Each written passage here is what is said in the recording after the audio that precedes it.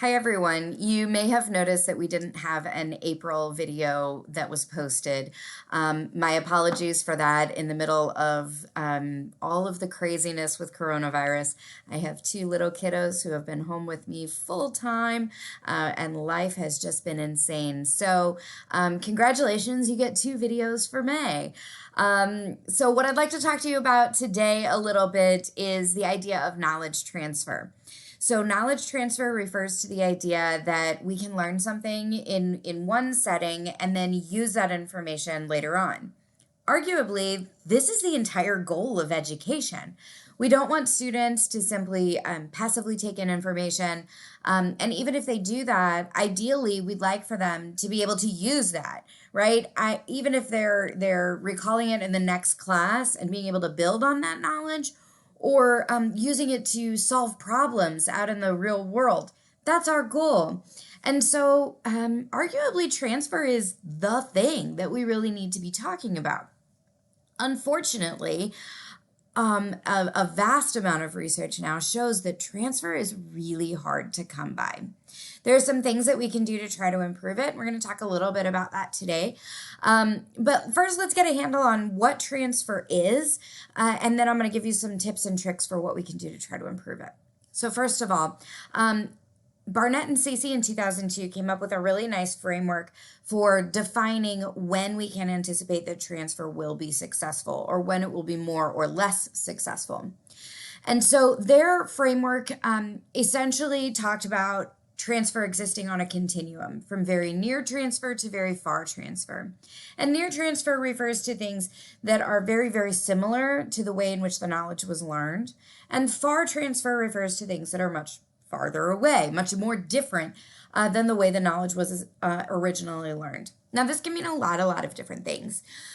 So Barnett and Ceci also defined that this can occur across multiple dimensions. And there are many dimensions in this framework. I'm just going to talk about a couple of them to give you some examples. The first is the knowledge domain. That's the most clear cut. And so in the knowledge domain, very near transfer might be something like trying to compare concepts from biology to botany. We're still in the same realm. Some of that information is very clearly relevant when you're talking from biology to botany. But much farther transfer would instead be doing something like going from biology to art, right? It might still be relevant to use some concepts learned in biology when talking about art, but the knowledge itself is much different, and it's much more difficult to achieve transfer in that latter case.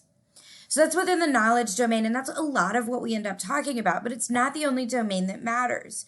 There's also the physical context. So much of the learning that we talk about with part of the learning scientists is learning within the classroom.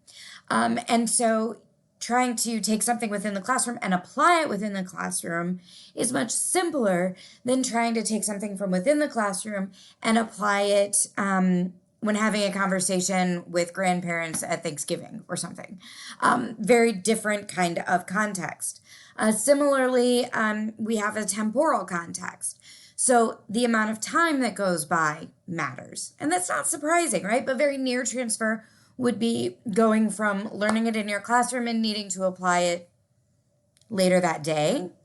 And far transfer would be learning it in a classroom and needing to apply it 10 years later when you're having a conversation with your husband about climate change, for example, right? So much farther transfer at that point in many ways. And so any given piece of knowledge has to be considered not just on how near or far it is, but also on all of these different dimensions. So one thing like learning something in an intro bio class in high school, right? A very, very long time ago for me. And then taking that thing that has an academic context, maybe I was reading it out of a textbook. The information maybe is about climate change, let's say, and then trying to transfer that same conversation, 20 years later while having a conversation with someone. We have a very long temporal context, but perhaps a fairly near knowledge domain. So all of these things are important, when we consider how likely we are to be able to use that information in the future. Okay, so you have to consider all of that. All right, so that's kind of complicated, right?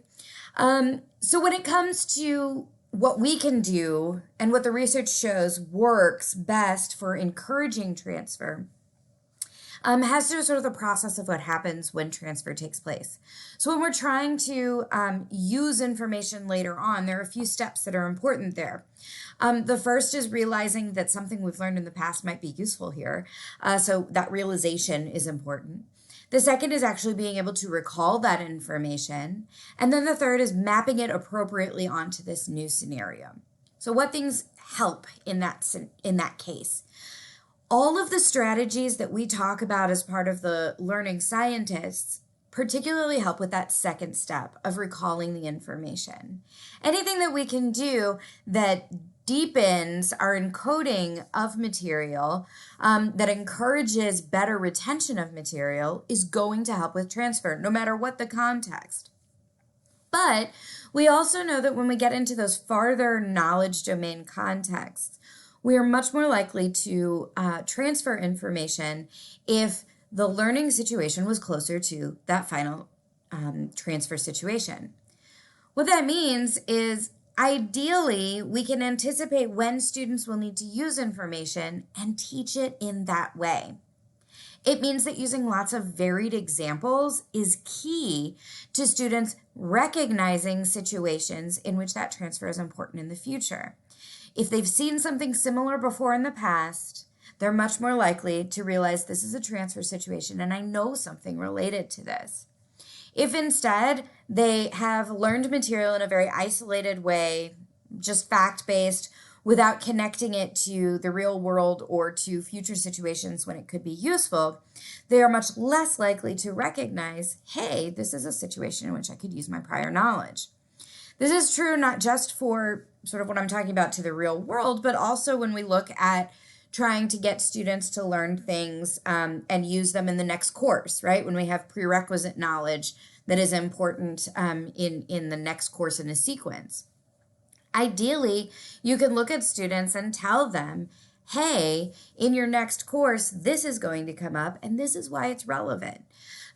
Or to, in that next course, say, hey, by the way, in this course, you learned this. You don't necessarily have to reteach it. If it was learned well, you should be able to refresh their memories and they should be able to transfer that knowledge a little bit better. But because of that three-step sequence where they have to recognize it, helping with recognition is important, right? And so using varied examples and giving reminders is helpful there, whether you're asking them to transfer from or wanting them to transfer to. And then for that second step of getting them to recall it, the best things you can do are use those learning strategies. Lots of retrieval practice, lots of spaced practice and interleaving. Those are the things that are really going to help for students to be able to recall that information well later on. So while transfer of knowledge seems like it's a separate topic from a lot of the other things that we talk about, and while it also seems like one of the most important things, realistically, much of what we already discuss and the strategies that we already purport are the things that are going to be useful here. So happy transferring. Please continue to utilize those strategies, and we'll talk to you soon.